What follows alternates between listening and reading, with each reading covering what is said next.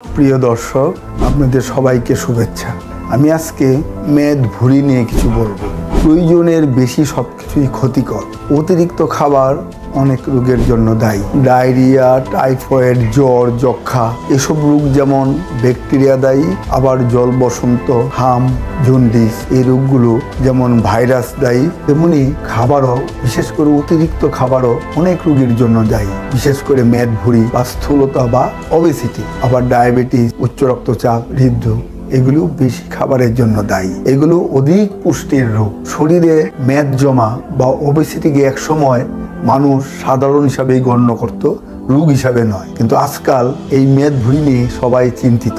বিজ্ঞানীরা দেখেছেন যে এতে মানুষের গড় আয়ু 9 থেকে 10 বছর কমে যায়। আমরা জানি অতিরিক্ত ওজন হৃদরোগ, ডায়াবেটিস, উচ্চ রক্তচাপ এবং স্ট্রোকের অন্যতম কারণ। কোনো কোনো ক্ষেত্রে এই মেদ মৃত্যুর ঝুঁকিও বাড়িয়ে দেয়। শিশুদের মধ্যে অতিরিক্ত ওজনের সমস্যা ক্রমেই বেড়ে যাচ্ছে। সারা বিশ্বে 5 বছরের নিচে প্রায় 2.5 কোটি শিশু অতিরিক্ত ওজনজনিত সমস্যায় ভুগছে। যারা হার্টের রোগী, উচ্চ রক্তচাপে ভুগে, দেখা যায় আমাদের দেশে তাদের শতকরা 75 জনই মোটা। কিন্তু মানুষ এই মোটা হচ্ছে কেন?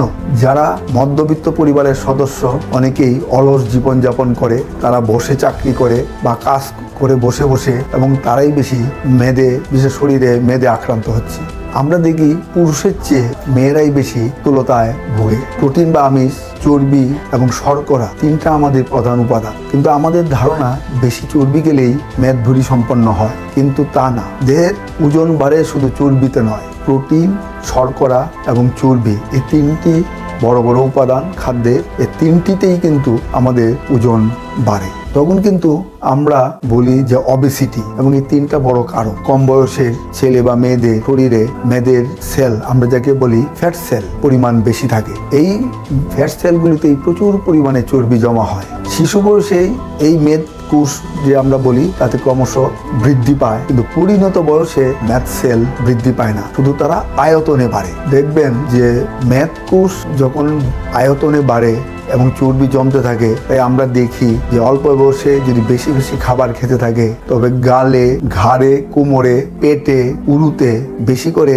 মেদকোষ, সেখানে মেদকোষ বেশি থাকে এবং চর্বি জমতে থাকে। আমরা একটা উদাহরণ দিই যে একজন ব্যক্তি প্রতিদিন 2500 ক্যালোরি শক্তির প্রয়োজন, আমরা যাকে বলি খাদ্য শক্তি। কিন্তু আমি যদি প্রতিদিন 60 ক্যালোরি বেশি খাদ্য খাই, তাহলে দেখুন মাসে 1800 ক্যালোরি খাদ্য আমি বেশি খাচ্ছি। তাহলে 2 মাসে সেটার পরিমাণ 3600 ক্যালোরি হয়। কিন্তু আমরা জানি 200 ক্যালোরি খাদ্য খেলে, বেশি খেলে 1 পাউন্ড ওজন বেড়ে যায়। তাহলে 2 মাসে যদি 1 পাউন্ড ওজন বাড়ে, তাহলে 1 বছরে 6 থেকে 7 পাউন্ড ওজন বেড়ে যায়। আপনি এখন দেখুন যে 6-7 পাউন্ড অতিরিক্ত ওজন বেড়ে গেলে লোকটি কিরকম বিপজ্জনক হতে পারে। এইভাবেই শরীরে চর্বি জমতে জমতে দেখা যায় একজন ব্যক্তি মোটা হতে থাকে, যাকে আমরা বলি ওবেসিটি বা মেদ ভুঁড়ি সম্পন্ন লোক। সেই ক্ষেত্রে তাদের ধীরে ধীরে শরীরে চর্বি জমলো, তারপরে রক্তে বা যাকে আমরা ধমনী বা শিরায় সেভাবেই চর্বি জমে এবং হার্ট অ্যাটাক হতে পারে। তেমনি ওবেসিটির ফলে তার ডায়াবেটিস বেড়ে যায় এবং মস্তিষ্কের শিরাতেও এভাবেই চর্বি জমে ব্রেইন অ্যাটাক, আমরা যাকে বলি ব্রেইন স্ট্রোকও হতে পারে। এই ওবেসিটি কিন্তু এত তাড়াতাড়ি হয় না, দেখা যায় তা হতে অনেক সময় 20 থেকে 25 বছর সময় লাগে। তাই আপনাদের সবাইকে ধন্যবাদ।